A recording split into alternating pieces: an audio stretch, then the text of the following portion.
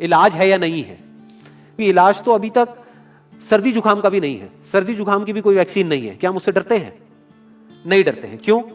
क्योंकि ज्यादा लोग नहीं मरते हैं। तो सबसे पहले डेथ रेट कैलकुलेट करते हैं कि एग्जैक्टली कितना है।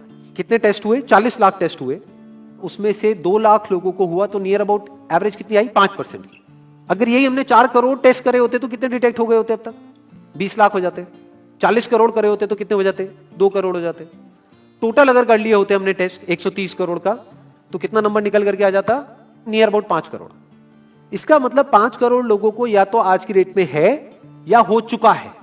और एक और मजे की बात यह है कि कोरोना में ऐसा नहीं है कि जिसको भी होता है उन सबके सिम्टम्स आते हैं। 80% से ज्यादा जो केसेस होते हैं वो असिम्टोमेटिक होते हैं, उनमें कोई सिम्टम्स नहीं आते हैं। यानी अगर मुझे हो गया है और मैं ठीक भी हो गया हूं तो मुझे पता तक नहीं है। वो तब मुझे पता लगेगा अगर मैं अपने टेस्ट कराऊंगा जिसको एंटीबॉडी टेस्ट बोलते हैं, और मेरी बॉडी में एंटीबॉडीज मिलेगी, तब मैं कह सकता हूं कि हाँ मेरे को था और वो ठीक हो गया है। तो अभी अगर हम बेसिक सी कैलकुलेशन करें तो 5 करोड़ निकल करके आ रहा है नंबर। उसमें से डेथ कितनी हुई है? 5,800। तो 5 करोड़ में से 5,800 डेथ हुई है। पहले तो इसको कैलकुलेशन को हमको ठीक करना है। डेथ को अंडर रिपोर्ट करने का कोई तरीका नहीं है, बल्कि ओवर रिपोर्ट किया जा सकता है। ओवर रिपोर्ट कैसे? फॉर एग्जांपल आपकी बॉडी में टेस्ट हुआ, आपकी बॉडी में मिला कोरोना वायरस, लेकिन आपके अंदर पहले ही बहुत सारी प्रॉब्लम्स चली रही थी, तब भी आपकी किसी ना किसी वजह से डेथ होने ही वाली थी। बट क्योंकि ये कोरोना आया आपकी बॉडी में, इस वजह से आपकी डेथ हो गई, तो ये ट्रिगर कर गया। तो ये जो 5800 का नंबर है, ये इससे कम तो हो सकता है, इससे ज्यादा होने के चांसेस बहुत कम है। बट एक बार को हम मान लेते हैं कि इतना ही है नंबर, ना कम है ना ज्यादा है, तो कितनी परसेंटेज निकल करके आई? 5 करोड़ में से अगर 5800 डेथ्स हुई हैं तो क्या परसेंटेज निकल करके आई? Near about 0.01%। ये उससे बहुत कम है जितनी डेथ्स हमारे यहां पे होती हैं रोड एक्सीडेंट की वजह से। हर साल की अगर हम एक कैलकुलेशन देखें तो 1.5 लाख से ज्यादा डेथ हो जाती है इंडिया में रोड एक्सीडेंट्स की वजह से। हर 4 मिनट में एक डेथ होती है रोड एक्सीडेंट की वजह से। और अगर अभी आप देखोगे सड़कों पे एक बहुत ही फनी चीज नजर आ रही है। 2 व्हीलर पे जा रहे हैं, मास्क सबने लगाए हुए हैं, कभी भी नोट करना इस चीज को। हेलमेट नहीं पहने हुए, हेलमेट बहुत कम लोगों ने पहने हुए हैं। इससे हमको क्या समझ आ रहा है? क्या ये समझदारी है, बेवकूफी है? क्योंकि हेलमेट ना लगाने की वजह से उनके मरने के चांसेस उससे बहुत ज्यादा है, कई गुना ज्यादा है जितना कि कोरोना से मरने के उनके चांसेस है। तो ये डर है जो चारों तरफ फैल रहा है, और मीडिया डर को और बढ़ाता चला जा रहा है। और क्योंकि सही इंफॉर्मेशन किसी के भी पास में नहीं है, या सही कैलकुलेशन किसी के पास में नहीं है, ये जो अभी हम कर रहे हैं इसको मैथमेटिकल मॉडलिंग बोलते हैं। यानी एक डेटा को देख करके एक मॉडलिंग करी जाए और फिर समझा जाए कि एक्चुअल में जो सही डेटा है वो क्या है। ये नहीं कि लिमिटेड डेटा के बेस पे हम कोई भी कंक्लूजन ड्रॉ कर लें और उसके बेस पे डरते रहें। तो अगर इसका डेथ रेट 0.01% है तो हम सब इतना डर क्यों रहे हैं? क्या कुछ और है जिससे हमको डरना चाहिए, जिससे हम नहीं डर रहे हैं, जिसके बारे में कोई बात नहीं कर रहा है, जो इससे लाख गुना ज्यादा भयानक है? मतलब कोरोना से लाख गुना ज्यादा खतरनाक कुछ है जिससे हम नहीं डर रहे हैं और इससे हम डर रहे हैं। वो क्या है जिससे हमको डरना चाहिए?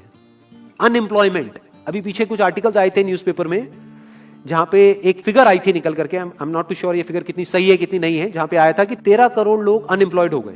इस फिगर से हमको डरना चाहिए। 13 करोड़ लोग अनएम्प्लॉयड होने का मतलब हम समझते हैं कि इसका मतलब क्या है?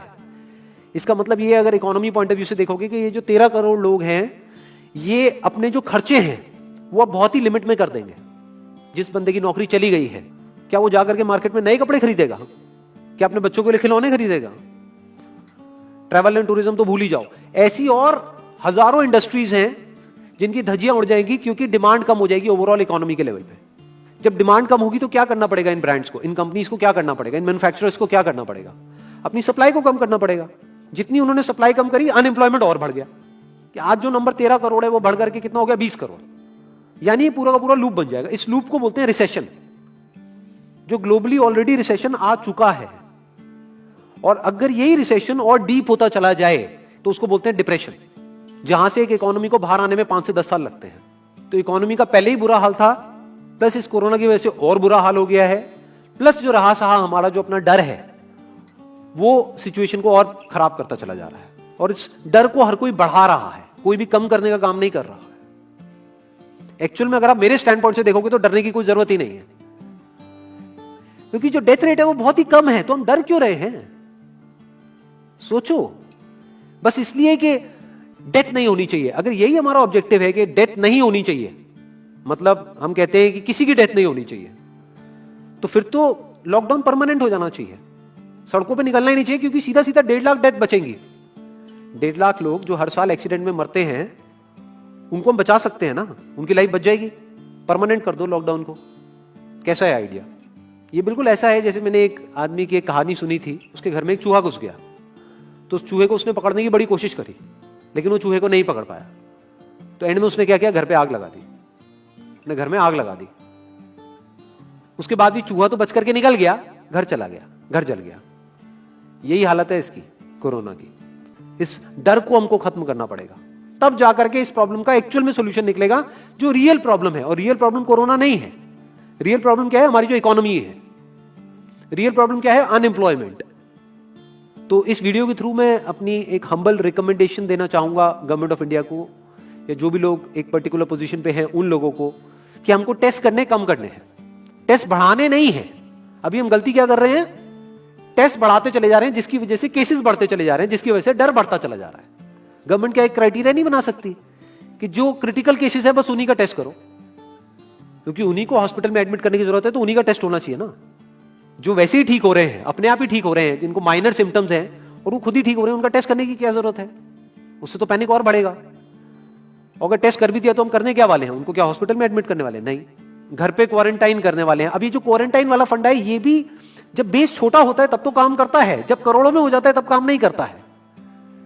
मैं अगर एग्जांपल से समझाने की कोशिश करूं, जो मेरी थॉट प्रोसेस है उसको, इमेजिन करो ये एक ऐसी सिचुएशन है कि हम एक घर में है और चारों तरफ से बाढ़ आई हुई है, और ये जो घर है हमारा वो ऐसा है, इसको इमेजिन करो, जहां पे हजारों दरवाजे हैं।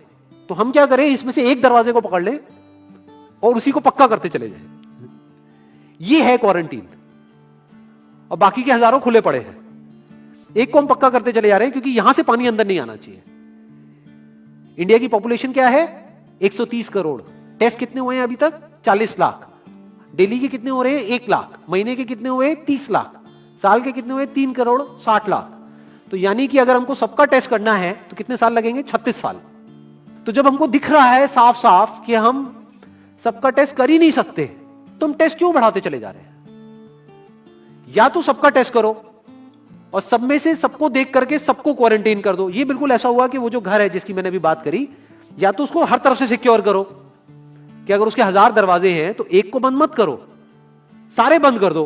तब आप कह सकते हो कि यहां पानी अंदर नहीं आएगा, कि हमने 130 करोड़ लोगों का टेस्ट कर लिया है, उसमें से केसेस निकल गए हैं 6 करोड़, और 6 करोड़ को हमने क्वारंटीन कर दिया है। अब ये आगे नहीं फैलेगा, अब 6 करोड़ से 10 करोड़ पे नहीं जाएगा। बट हमने टेस्ट ही करे 40 लाख, जिसमें से केसेस आए 2 लाख। अगर इन 2 लाख को हमने क्वारंटीन कर भी दिया तो बाकी करोड़ों लोग तो बाहर घूम रहे हैं ना, तो उससे होगा क्या? तो अब हमको समझ जाना चाहिए कि इसको रोकने का कोई तरीका नहीं है।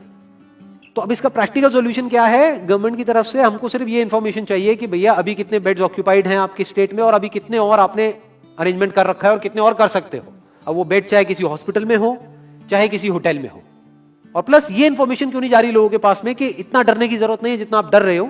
हाँ ठीक है, प्रिकॉशंस लो, सेफ्टी मेजर्स लो, सोशल डिस्टेंसिंग को मेंटेन करो, लेकिन इतना डरने की जरूरत नहीं है जितना आप लोग डर गए हो, क्योंकि डेथ रेट कम है। ये इंफॉर्मेशन जानी चाहिए अब लोगों के पास में, वक्त आ चुका है। अगर ये नहीं गई तो प्रॉब्लम सॉल्व नहीं होने वाली इकोनॉमी के लेवल पे। कॉन्फिडेंस खत्म हो चुका है, रियलिटी को हमको पहले समझना होगा। अभी प्रॉब्लम क्या हो रही है? हम कह रहे हैं कि हाँ कंस्ट्रक्शन एक्टिविटीज अलाउड है। गवर्नमेंट को क्या लग रहा है अलाउड बोल करके सारी प्रॉब्लम सॉल्व हो जाएगी। अलाउड तो हो गई, बट मेरे जो फ्रेंड्स हैं जो कंस्ट्रक्शन इंडस्ट्री में हैं, वो बता रहे हैं कि लेबर ही नहीं है, लेबर सारी अपने गांव चली गई है। तो अब कौन कंस्ट्रक्शन करेगा वहां पे? अब ये लेबर चली तो गई है, इसको वापस कैसे बुलाओगे? मीडिया में अगर रोज ये दिखेगा कि केसेस बढ़ रहे हैं, केसेस बढ़ रहे हैं, केसेस बढ़ रहे हैं, वापस आएंगे वो लोग? 1 से लाख नहीं आएंगे। तो उनको मीडिया में क्या दिखना चाहिए, न्यूज में क्या दिखना चाहिए कि अब ये प्रॉब्लम सॉल्व हो रही है।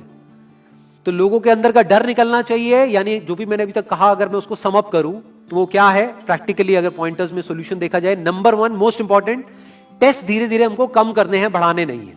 दिन के 1 लाख टेस्ट हो रहे हैं, मैं ये नहीं कह रहा कि एकदम से 10,000 कर दो, 1 लाख के 90,000 कर दो, एटलीस्ट बढ़ाओ मत। समझ गए? 1 लाख के 1.5 लाख टेस्ट मत करो दिन के, 2 लाख मत करो, क्योंकि तब भी 36 साल लगेंगे पूरा करने में। अगर आपने स्पीड डबल भी कर दी तब भी 18 साल लगेंगे। 18 साल तक तो पता नहीं ये बीमारी कहां होगी, किसी को याद तक नहीं होगा। तो करना क्या है गवर्नमेंट को, अगर थोड़ा सा सेंसिबली चले कि टेस्ट को धीरे धीरे कम करते चले जाओ, यानी 1 लाख से 90,000 कर दो, फिर कुछ दिन बाद 80,000 कर दो, फिर 70,000 कर दो। इसकी वजह से क्या होगा, मीडिया में केसेस कम होते हुए दिखेंगे, अखबारों में केसेस कम होते हुए दिखेंगे, हर जगह पे जहां पे अभी आ रहा है कि अभी तक की सबसे बड़ी फिगर, आज तक के सबसे ज्यादा केसेस, वो सब धीरे धीरे कम हो जाएंगे। कम मीडिया में पैनिक फैलेगा, कम पैनिक फैलेगा लोगों में, धीरे धीरे लोग बाहर निकलना शुरू होंगे, जो अभी नीड ऑफ द आवर है। धीरे धीरे लोग बाहर निकलेंगे, धीरे धीरे डिमांड बढ़ेगी, धीरे धीरे लोगों में कॉन्फिडेंस आएगा, धीरे धीरे लोग जो गांव चले गए हैं वो वापस आएंगे, एक्चुअल में काम शुरू होगा। ऑन पेपर नहीं कि काम शुरू हो गया है, एक्चुअल में लोगों का काम शुरू होगा, लोगों का काम शुरू होगा, इकोनॉमी शुरू होगी। बिल्कुल ऐसा है जैसे 2 महीने के लिए आप किसी गाड़ी को बंद करके कहीं पे रख दो गैराज में, तो क्या होगा, बैटरी डाउन हो जाएगी, उस वक्त क्या करना पड़ेगा, उसको धक्का मारना पड़ेगा। तो अभी उस धक्के की जरूरत है, जंप स्टार्ट की जरूरत है। अब जो टाइम है वो डरने का नहीं है, इस डर को खत्म करने का है, क्योंकि कोरोना ने जितने लोगों को नहीं मारा, ये डर मारने वाला है असलियत में। तो अब इस डर को खत्म करने का टाइम आ गया है। अब हम सबको मिलकर के दिमाग ये लगाना है, ये नहीं कि डर को कैसे बढ़ाएं, बल्कि दिमाग ये लगाना है कि डर को कैसे कम करें या खत्म करें, और लोगों के कॉन्फिडेंस को कैसे वापस से लेकर के आए।